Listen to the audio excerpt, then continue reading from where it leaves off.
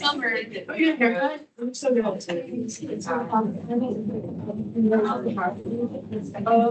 That's crazy.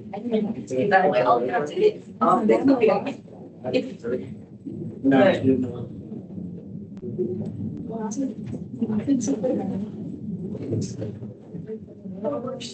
No, I don't think I'm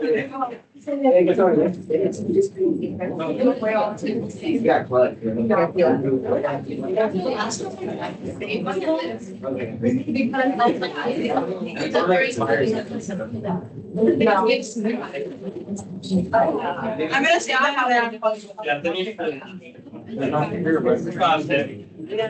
There is no. Yeah. We're not going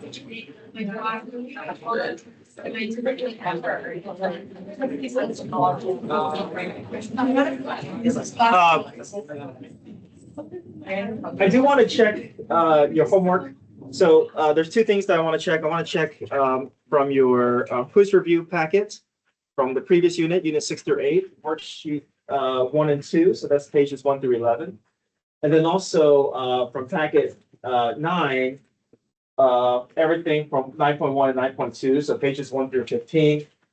I can also go ahead and check 9.3 as well, which I think up to page 17. If you didn't finish it, it's okay. I mean, I think we did it all in class. I think that shouldn't be an issue. But if you didn't, for some reason, if you didn't finish 9.3 classwork, I'll you can show that to me on another day. I won't take off any late points for that. All right, so, but in the interest of time, I'm going to check this in the middle of class after I've gone over this and you guys are in the middle of your classwork, and that way I can walk around and just save a little bit of time or just have more efficient use of our time. So I'm going to check this in the middle of class after I go through today's lesson. So as you guys are in the middle of your classwork, I'll come around and I'll check you off for your homework. So let me go over the calendar, the updated calendar that you just picked up. So today and tomorrow, vector value functions, it's going to feel a lot like parametric functions. It's just notations is a little bit different, but they're going to feel like this is something that you already know. Okay, I mean, you're using all the knowledge that you gained from first semester. You're just finding derivatives. You're just finding integrals. It's just the notation is a little bit different. So I think today and tomorrow, it's not going to feel like anything new. Right? But it is still a BC topic. We still need to be familiar with it. There's something like maybe area and speed may look a little different, but it should feel very familiar. Okay, so today and tomorrow will feel familiar. Polar functions, this we need to take some more time on. Hey, this is where students tend to feel like it's just something completely new. And some of you guys may have seen it in pre-calc or before, but it's just a different way of thinking about how graphs can be formed. So we are going to spend a good amount of time reviewing. So the hope is that maybe I can get through today's notes early and I can start tomorrow's notes. And then tomorrow I'll finish up 9.6 and I can get a head start into prepping us for graphing or just understanding how polar graphs work. And then that way I can kind of have a day and a half to do prep work for with you guys to review. And then we can move into area and polar coordinates, polar area, finding area using polar. So, this is the last section for Unit 9, but it's also the more challenging one. And after that, we can start our test review. So we'll have 2 days for test review. I am going to start 10.1 to kind of buy us more time to review for our tests. So even though we're going to finish test review on Wednesday, I'm going to put 3 days of notes from the next unit. And that way we kind of have more time before your Unit 9 test. Okay, so I think that's good for us. Just, you guys can, we can have some help sessions during that time, but then I'm also not losing any instruction time. We're staying on track with our calendar. Okay, so let's go to page 19.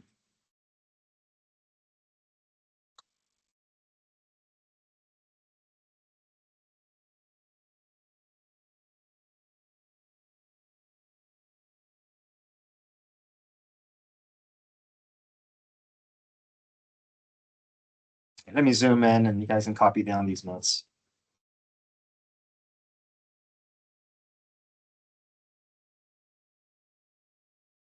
So vectors have magnitude and direction. So vectors look like this. It looks like a ray, because that's a starting point, and but it's not like a ray in the sense that it doesn't go on forever. Okay, there's a distinct ending point for that vector. It's just that arrow just indicates the direction that it's going in, but then it has a specific length. So vectors can be represented by directed line segments, but it just has a direction and a starting point in terms of where it starts and where it heads and where it's going to end. So vectors are equal if they have the same direction and magnitude. So if I took this vector and if I displaced it somewhere, this would be considered equivalent to each other. I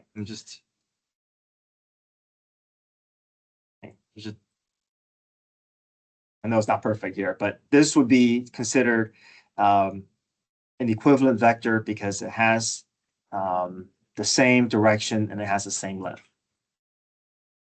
Magnitude is designated by this kind of looks like absolute value bars, but it has two sets of parallel bars.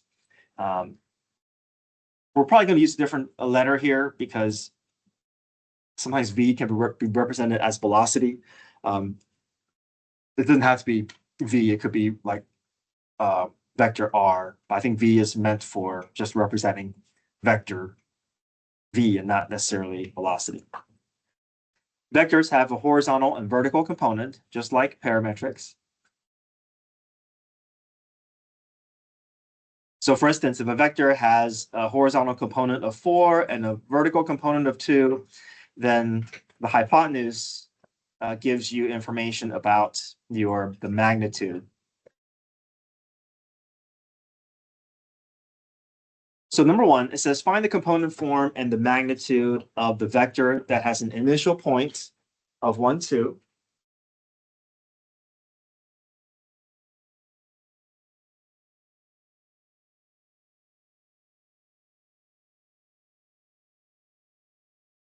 Initial point of 1, 2, and terminal point of 5, 4. So think of your initial point as your x sub 1, y sub 1, and think of your terminal point as your x sub 2, y sub 2.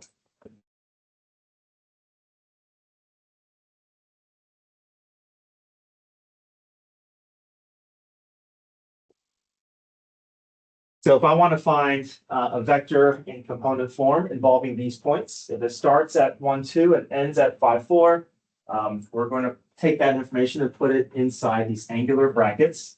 So x sub 2 minus x sub 1 will give me information about my horizontal component of my vector. And then y sub 2 minus y sub 1 will give me the vertical component of my vector.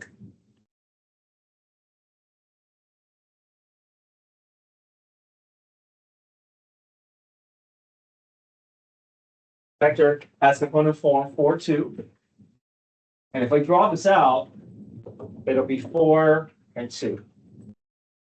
And magnitude is just basically, we're just basically using Pythagorean theorem to get to that hypotenuse. So the square root of a squared plus b squared, or the square root of my horizontal and vertical component added together, will give me the length of my magnitude, in this case 2 root 5.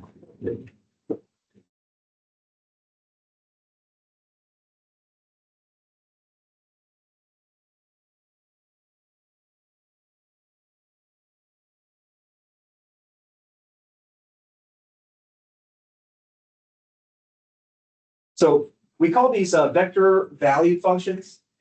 So if I have a vector r of t, if I can break r of t into a horizontal and vertical component where f and t are the component functions with parameter t, very similar to trigonometric equations, then if I want to find r prime of t, if I want to find the derivative of my vector value function, I can just take the derivative of my horizontal and vertical components separately. So my r prime of t is going to be f prime comma g prime.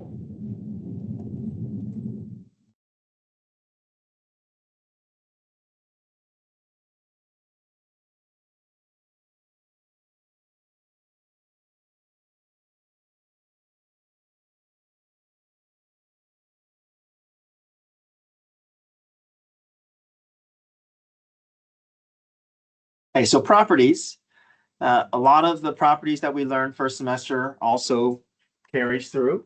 If I want to find the derivative of r of t plus s of t, I can just find the derivative separately of those vector value functions. If I want to multiply two vector value functions together and ask for the derivative, then I'm essentially just going through product rule.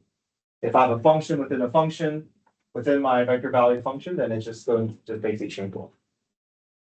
It just feels a little messier because we got to do it for a horizontal and for a vertical component separately. Okay, so let's try number one.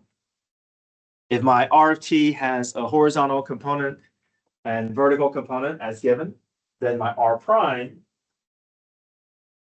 find the derivative of your horizontal component, comma, derivative of your vertical component. So both expressions can just be power rule. Right?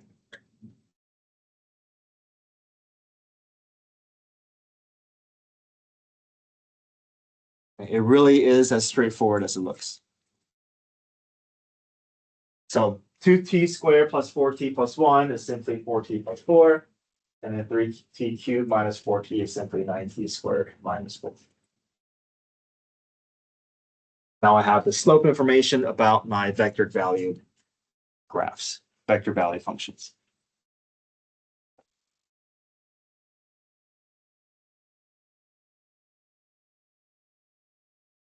Number two.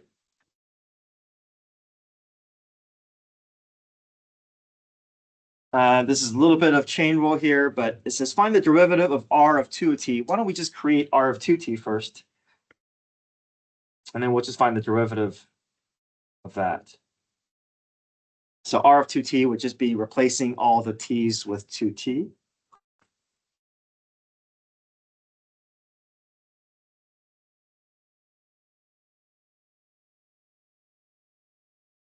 I guess if we clean this up, we really wouldn't need chain rule. We could probably just rely on power rule to get to our answer.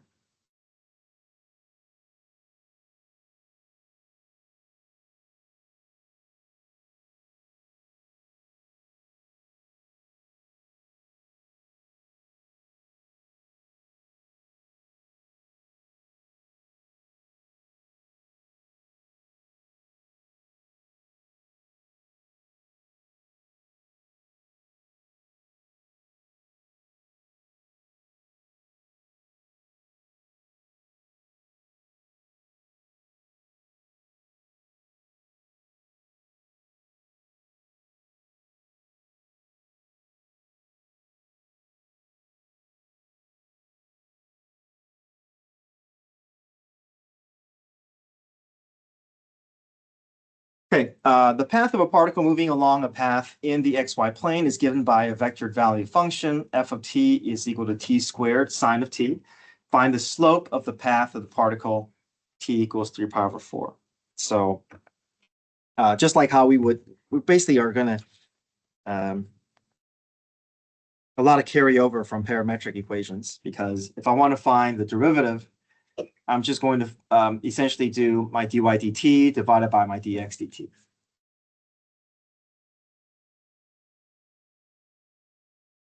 I'm taking my components, finding the derivatives of each, putting them over each other.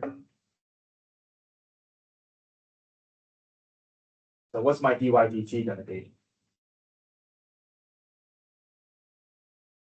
What's the derivative of my vertical? Cosine of t, yeah. And then my dx dt would be 2t, yeah. So once you have your derivative with your horizontal and vertical components involved, then you can plug 3 pi over 4 to get your slope.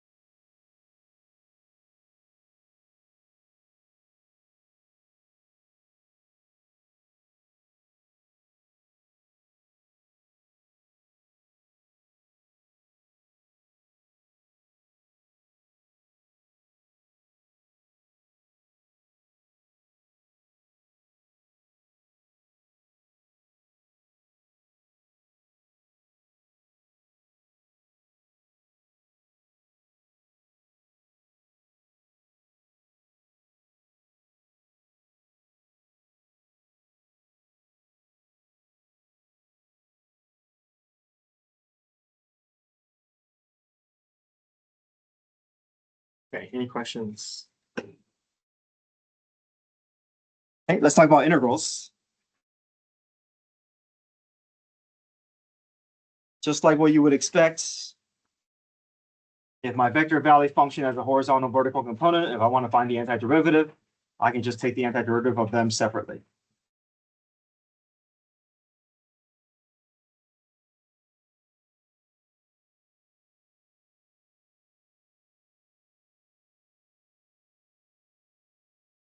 Sorry. So if my vector is R of t, it's broken up into f of t and g of t. If I want to find the integral of my R of t vector, I can just take the antiderivative of my horizontal vertical component separately.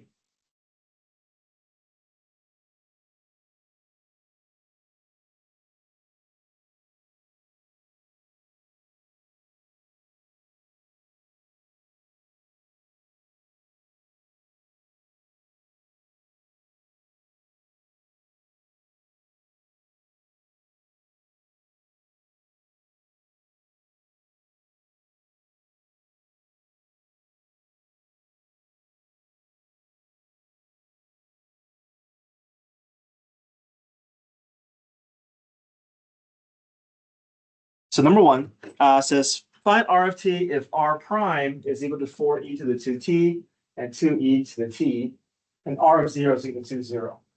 So I'm just basically going to take the antiderivative twice, once for the horizontal component, which I'll call x, once for the vertical component, which I'll call y. If I take the antiderivative, I may have to go through u substitution, but then after we resolve it, a plus c will show up, and then we can use the 2 from the horizontal component, the 0, 2, to help us find the c here, and then we can use 0, 0 for the vertical component. So we'll just solve for c twice. It just extends the problem a little bit, but it doesn't feel like anything new, right? We're just doing the same process from first semester, just broken down into a vertical and horizontal component.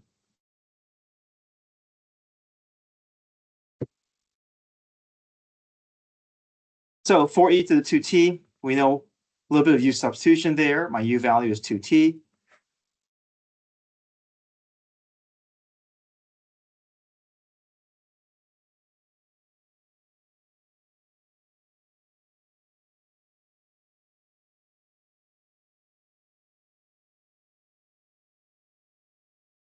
My derivative is just 2.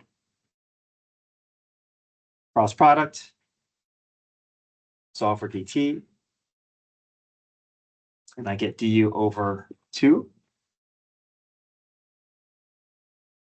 Make those substitutions back into your antiderivative. I have integral of 4e to the u times du over 2. Pull the 4 and 2 out as 2. Antiderivative of e to the u, which is e to the u plus c. Replace the u back in terms of 2t. And now I have x equals 2e to the 2t plus c sub 1. I'm calling it c sub 1 because I know that the other antiderivative is going to produce its own plus c. I'm going to solve for c on the horizontal component side of things. I know that this is representing t equals 0 and x value of 2. So I'm going to plug 2 in for x, 0 in for t, solve for c, and then I should have my integral representation, my antiderivative for my x, my horizontal component.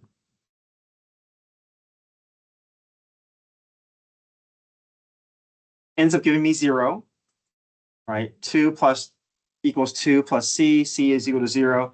So I know that my horizontal components, antiderivative is just 2e to the 2t plus 0, or I can just leave that plus 0 out.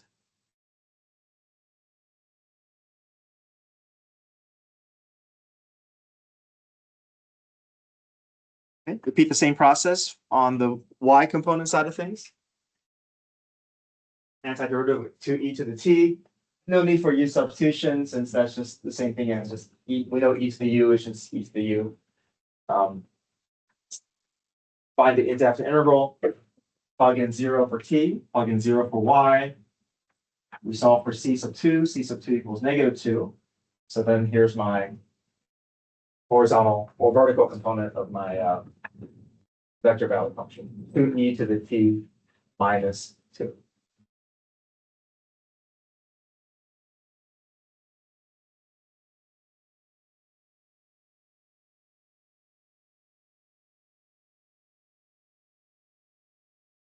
All right, try number 2.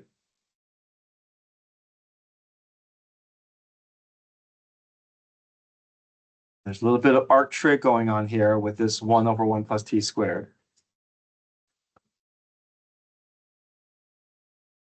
And if order pairs are not provided, then your antiderivative will just have plus c's in them.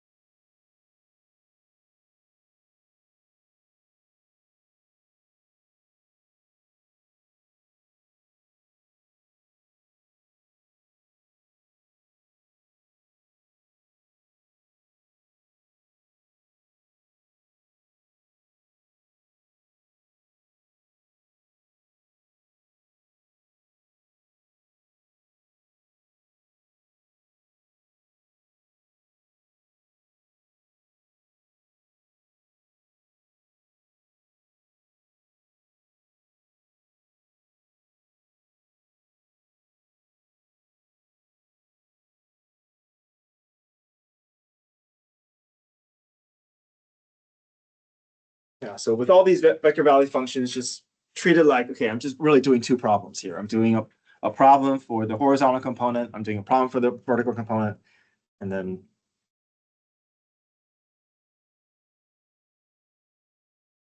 in terms of new content, there's not much here.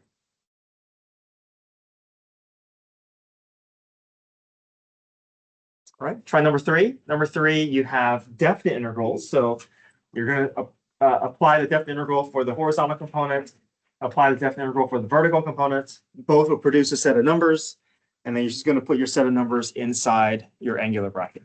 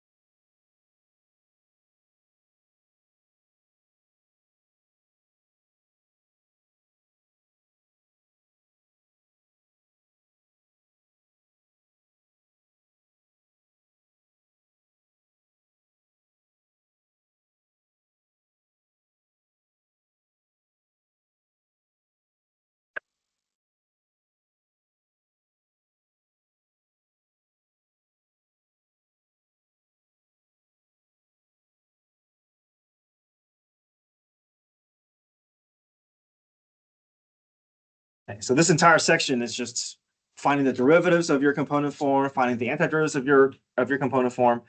You're just finding derivatives and integrals. So it doesn't feel like anything new. The notation looks a little bit different, but in terms of the calculus procedures, it's pretty much identical with what you already know.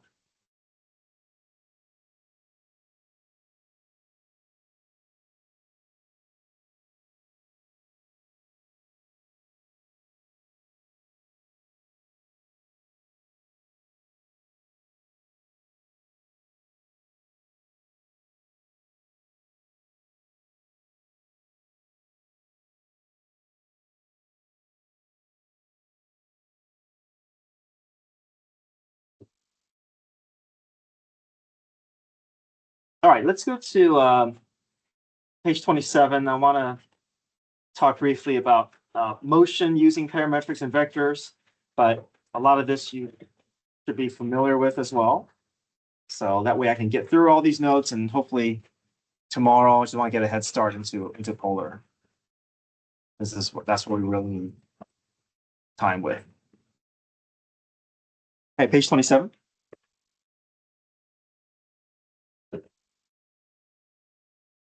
So particle motion, position, velocity, acceleration, all that feels familiar. You know, velocity is just the derivative of your position vector. Acceleration is just the second derivative of your position or the first derivative of your velocity.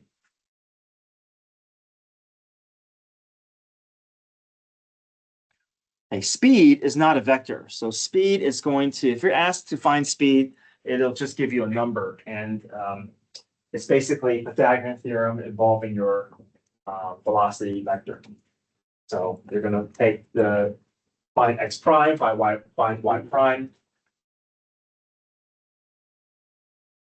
It's the magnitude of your velocity vector.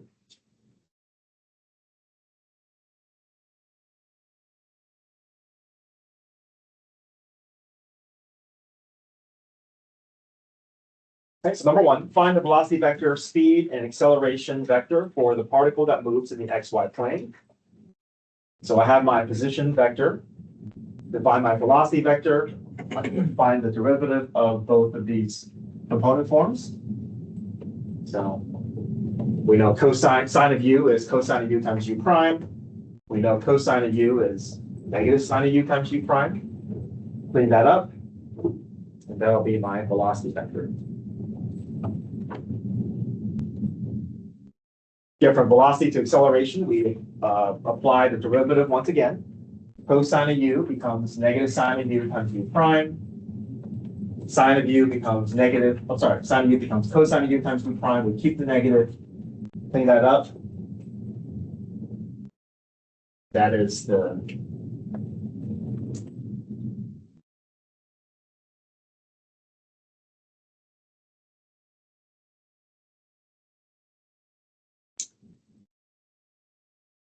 that's the acceleration vector.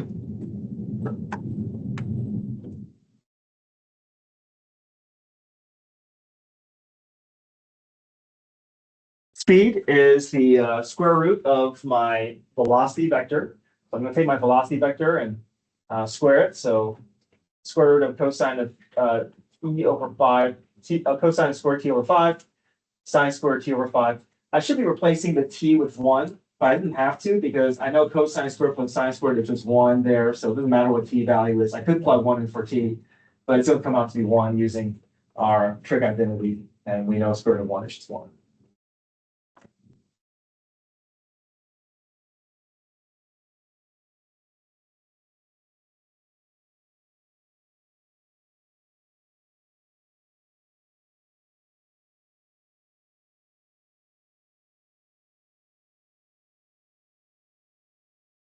Yeah. Oh, wait, never mind.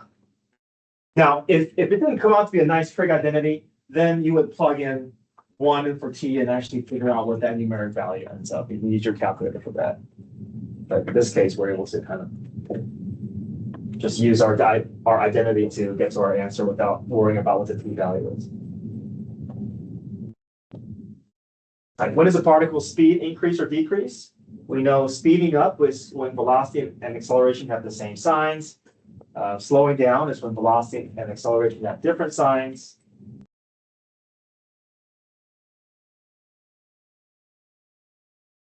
So number 2 is just more review. You're just building your velocity and your acceleration vectors by just finding the derivative once for the velocity and twice for your acceleration.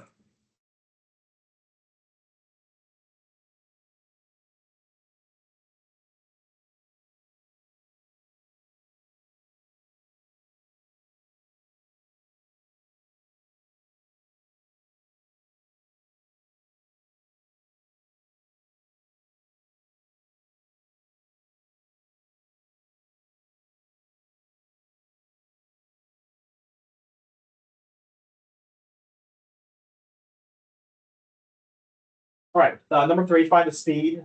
We know speed is involving the velocity vector, so we're gonna get to our velocity vector. And then just put it into that Pythagorean theorem distance formula there, square root of my, yeah, basically just doing the magnitude of my velocity vector. So I found my velocity vector by taking the derivative of my position vector. 3t becomes 3. E to the negative t squared becomes e to the negative t squared times negative 2t. I found my velocity at 2. Plug 2 in for velocity. 3 and negative 4, e to the negative 4. And then it's just square root of a squared plus b squared. Whatever that value ends up being is our speed.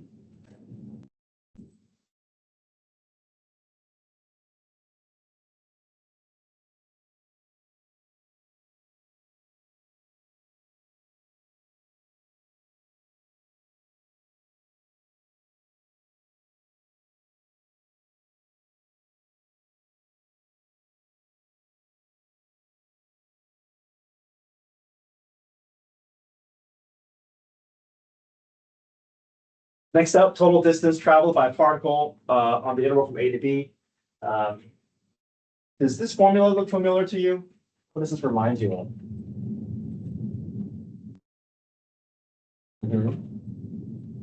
How about from previous formulas that we've learned recently? Yeah, it reminds you of length, pretty much identical with parametric arc length formula, right? Instead of dy over dt, dx dt is x prime is virtually identical. And we know that arc length for a rectangular formula also involves f prime. It's square root of 1 plus f prime squared. So it all kind of circles around the same formula, right? So.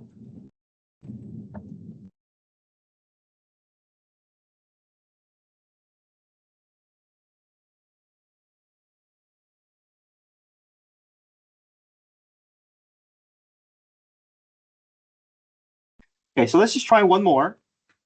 And then I'll have you guys give you guys a chance to start working on your 9.5 A classwork, and then I can come around and check your homework. But I'm ahead in terms of notes, but I'm going to keep the homework assignments the same.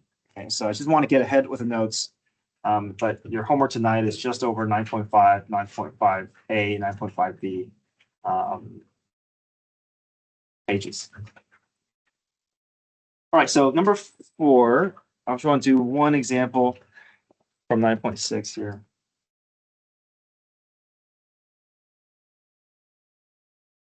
This is page 28. Given the velocity vector of a particle and the position at time t equals 0 is 1, 2, find the position when t equals 3. Let's just focus on the final finding the position first. So position, remember from first semester, we talked about how we can rearrange our first theorem to say that, okay, anytime I'm looking for a final position, it's basically my starting point plus however much I traveled. So x of b equals x of a plus the interval from a to b of b of t. So I can just apply this twice, once for my horizontal component and once for my vertical component, because my first part is just finding the position when b equals 3.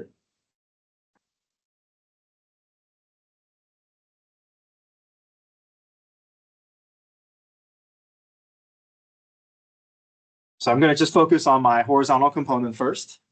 If I want to find x of 3, I know what x of 0 is. I just have to figure out how much progress is horizontally is this particle going to make between t equals 0 and t equals 3. So there's my displacement. We'll solve this out, and then we can get the horizontal component location of my position vector.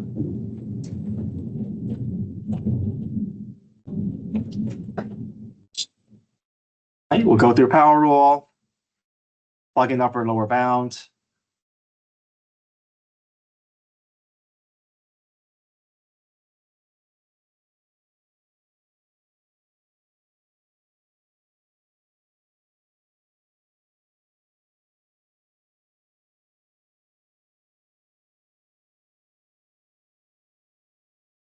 Technically, there's a -0, but I just dropped this out. Displacement is 12. I'm starting at location 1, so the position, my horizontal component, my position is 13.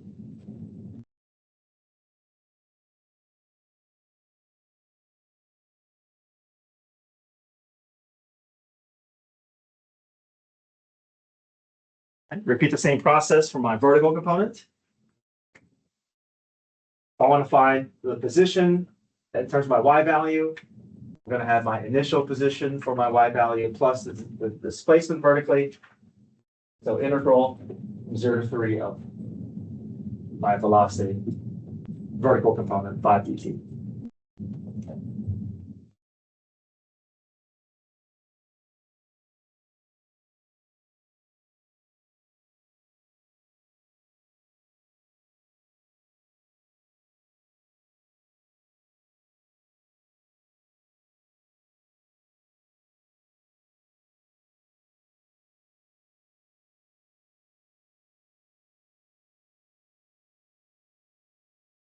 So my position at t equals 3 is 1317.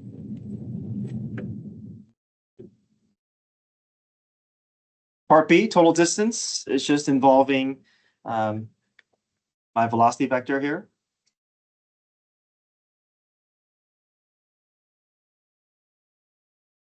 I'm sorry, velocity vector here, not my position. So it's just the depth integral from 0 to 3,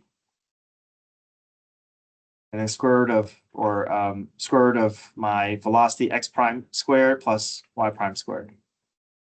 And then the rest just goes in your calculator.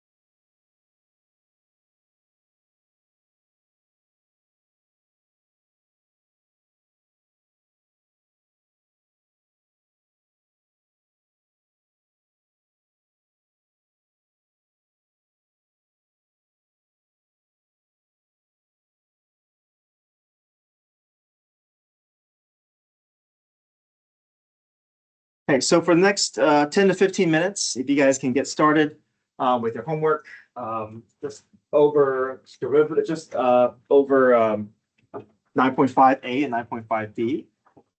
Meanwhile, let me come around and check your homework. So I'm going to check pages 1 through 15, and then your quiz review, pages 1 through 11.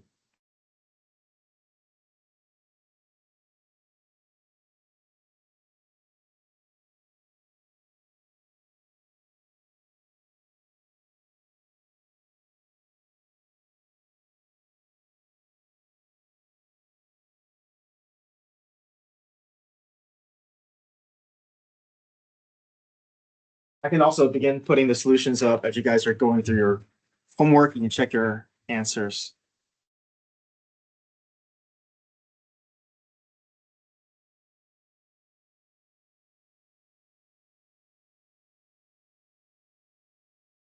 Let's go to the flip.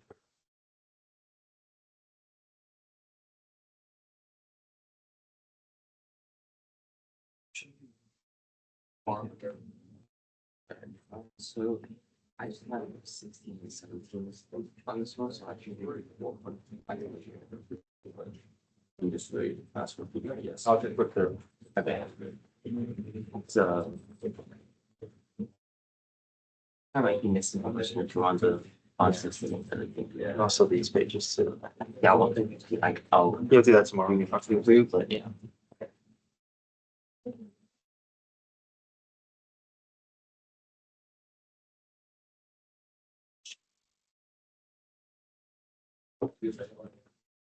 So like the second I was there.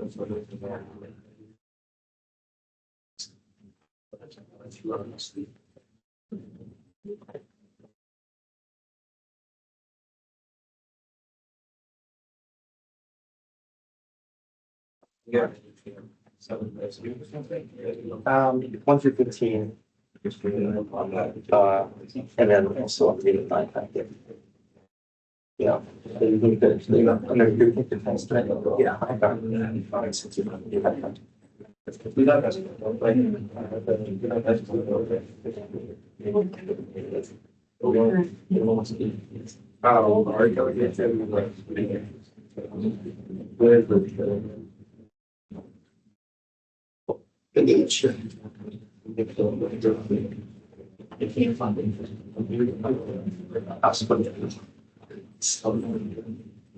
think that. Yeah, so you finish the page. So this. And then the other question.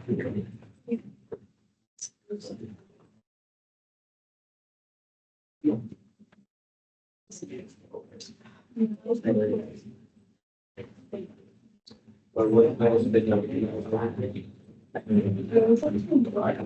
are like a great. You mean like getting up or? Like. I just don't, I don't read it. That was. But. That email was a strong. Like I'd be really surprised if they would like that computer. This review, that's. I mean, it's in my house. It's very old one thing.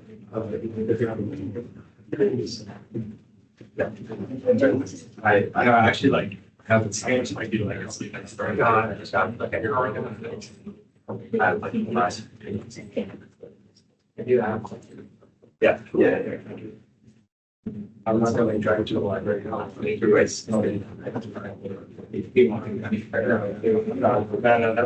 actually like, that's one thing. Like if I was a deer street, I would maybe do that. Yeah, like that's not.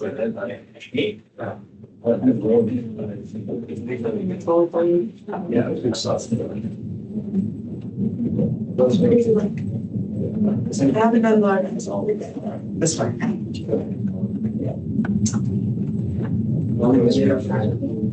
Yeah. Are you going to? Yeah.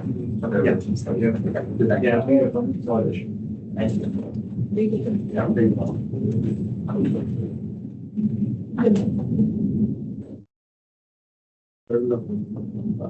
And your first excellent one.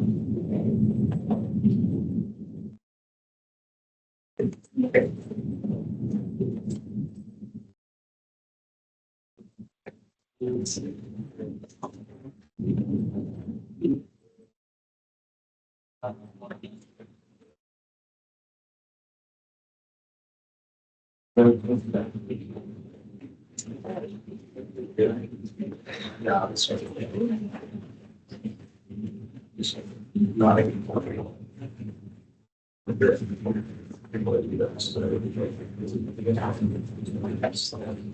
I have supposed to not get something. Yeah. Yeah, he said like it's happened like it's after. Yeah, the other side.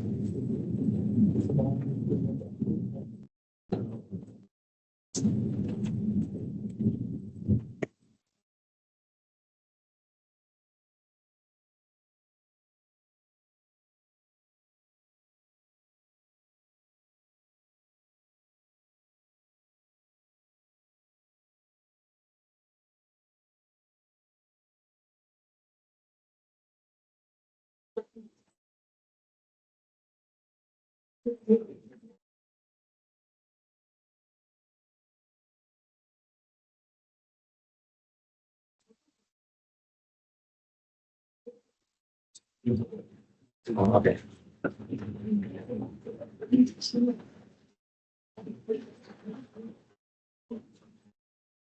Oh,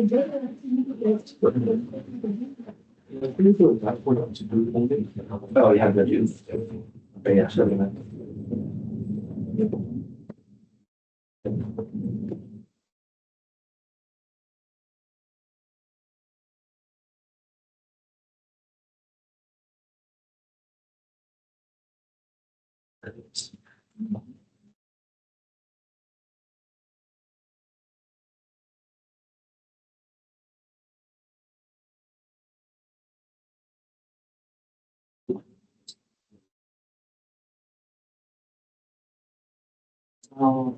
Let's just focus on figure out what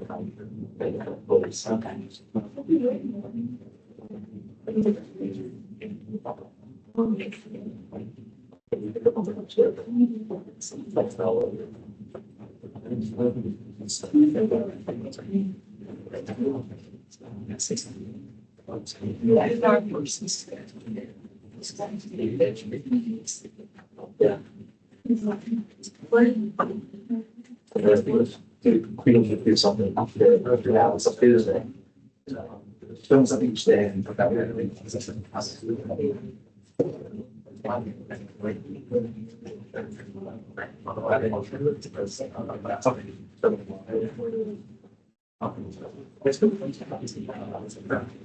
They like go bar like both areas.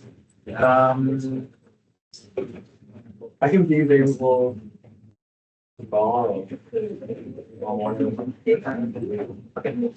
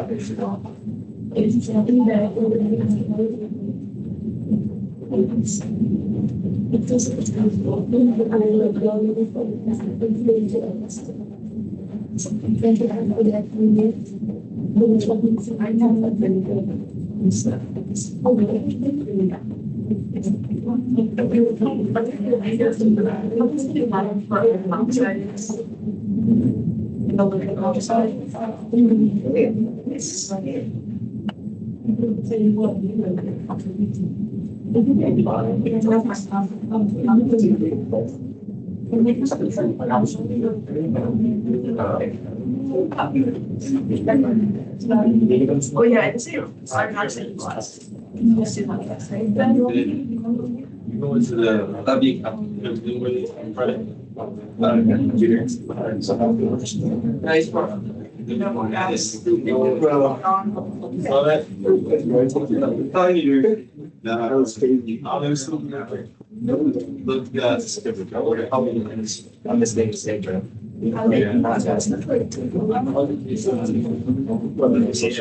Did you see like?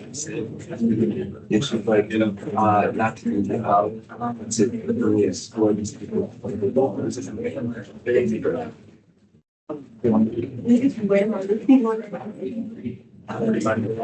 like. I'm so amazed. I think I was. Like 30. We have the same kind of. I don't know, like. Right if I said I should not. It was not, I didn't get it at first, but. Is unit 10 the last unit? It is. Okay, and then after that, are we just studying for AP Mhm. exam? Okay.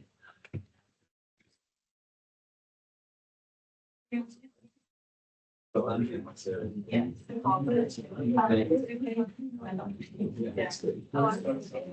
I feel like so I'm just now you're like shaking me into like walking into the class. Because if you don't, if you're not working, they're screaming at you. Yeah. So I understand walking into the class. All right, so tonight's homework, pages 19 through 26.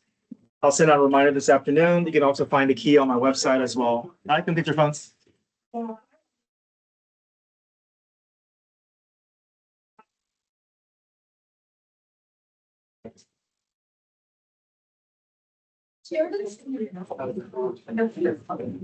Or